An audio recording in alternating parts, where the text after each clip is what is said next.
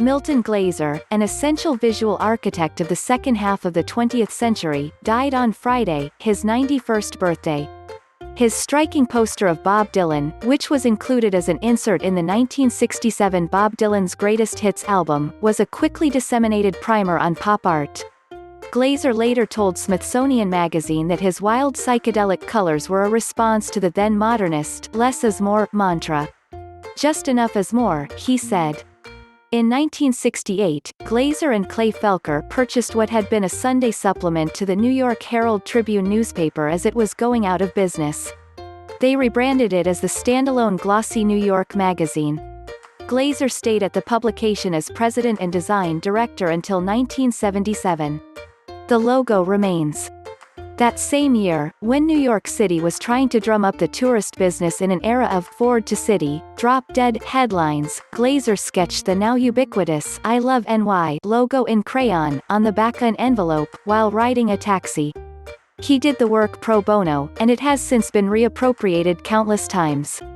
After the World Trade Center attacks in 2001, Glaser amended the original design to read, "Now more than ever," and the red heart of love had a bruise on it.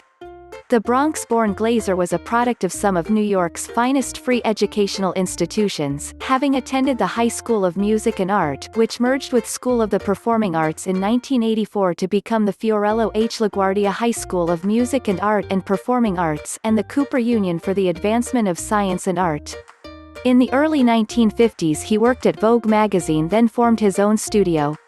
Among his early triumphs were a series of book covers for the Signet Classic Shakespeare series.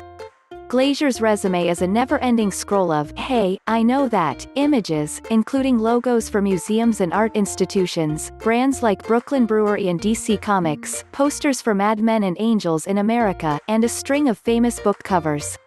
Design enthusiasts took to Twitter to celebrate the man and his work. More great stories from Vanity Fair. Author Uzodinma Iweala on white signs at black protests. George Floyd was killed in my neighborhood, 15 years after Katrina. A second storm, coronavirus, hits New Orleans. How Meghan Markle decided to finally speak out about George Floyd. Nikita Oliver on Seattle's extraordinary protests and what comes next. Where J.K. Rowling's transphobia comes from. From the archive, the origin of Strange Fruit. Billie Holiday's ballad against racism. Looking for more?